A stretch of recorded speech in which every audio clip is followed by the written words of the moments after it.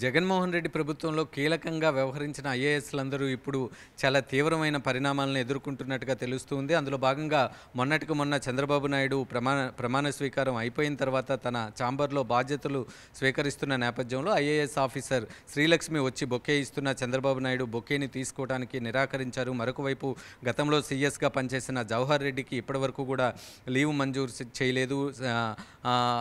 జవహర్ రెడ్డిని కూడా అందుబాటులోనే ఉండాలని చెప్పారు. మరొక వైపు ఇంటెలిజెన్స్ చీఫ్ను కూడా అందుబాటులో ఉండాలని చెప్పారు. సిఐడి చీఫ్కి ఏదైతే లీవ్ను మంజూరు చేశారో దాన్ని కూడా క్యాన్సిల్ చేసిన పరిస్థితులు అయితే స్పష్టంగా ఉన్నాయి. గత ప్రభుత్వంలో ఈ ఐఏఎస్ ఆఫీసర్లు కావచ్చు, కొంతమంది ఐపీఎస్ ఆఫీసర్లు కావచ్చు చట్టానికి విరుద్ధంగా కేవలం జగన్మోహన్ రెడ్డి మన్ననలను అందుకోవటానికే పనిచేశారని టీడీపీ తొలుత నుంచి కూడా ఆరోపిస్తుంది. అందులో ప్రధానంగా సీఎస్ కావచ్చు, ఈ శ్రీలక్ష్మి కావచ్చు, మరొక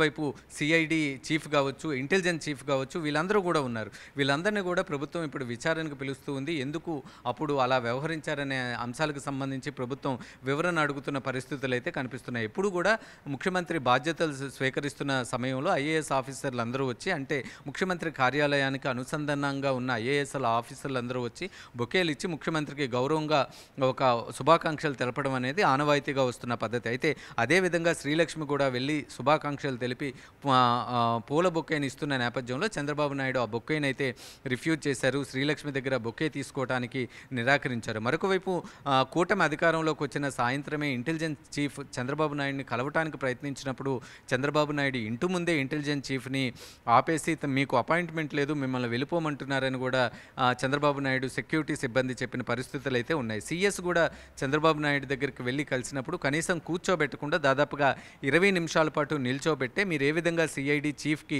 లీవ్ని శాంక్షన్ చేస్తారు, ఎవరిని అడిగి శాంక్షన్ చేశారని చంద్రబాబు నాయుడు చాలా తీవ్ర స్థాయిలో సీఎస్ మీద, అంటే మాజీ సీఎస్ మీద మండిపడిన సందర్భాలు కూడా మనం చూసాం. ఓవరాల్గా చూస్తే ఏ ఒక్కరిని కూడా టీడీపీ వదిలే పరిస్థితి అయితే లేదు. గత ప్రభుత్వంలో ఎవరైతే నిబంధనలకు విరుద్ధంగా కాస్త శృతి మించి పనిచేశారో వాళ్ళందరినీ కూడా టీడీపీ టార్గెట్గానే పెట్టుకున్నట్టుగా కనిపిస్తుంది. అందులో భాగంగానే అధికారంలోకి వచ్చినప్పటి నుంచే ప్రక్షాళన స్టార్ట్ చేయడం జరిగింది. ఎవరికి కూడా రిలీవ్ చేయట్లేదు, ఎవరికి కూడా లీవులు మంజూరు చేయటం లేదు. గత ప్రభుత్వంలో వాళ్ళ నిబంధనలకు విరుద్ధంగా పనిచేసిన నేపథ్యంలో వాటి మీద చట్టపరమైన చర్యలు తీసుకునేంత వరకు కూడా రాష్ట్ర ప్రభుత్వం నుంచి ఎవరికి కూడా రిలీవింగ్ లెటర్లు ఇవ్వొద్దని ఇప్పటికే ముఖ్యమంత్రి చంద్రబాబు నాయుడు స్పష్టమైన ఆదేశాలను అయితే జారీ చేయడం జరిగింది. అయితే శ్రీలక్ష్మికి ఈ విధంగా జరగడం పట్ల మరొక వైపు ఐఏఎస్ ఆఫీసర్లు అందరూ కూడా కొంతమంది వ్యతిరేకిస్తూ ఉన్నారు. ఏదేమైనప్పటికీ కూడా తను ఒక బాధ్యతాయుతమైన పోస్టులో వచ్చి ఫ్లవర్ బొకే ఇస్తున్నప్పుడు ముఖ్యమంత్రి అలా చేయకుండా ఉండాల్సిందే అని చాలామంది ఐఏఎస్ ఆఫీసర్లు అయితే చెప్తున్న పరిస్థితి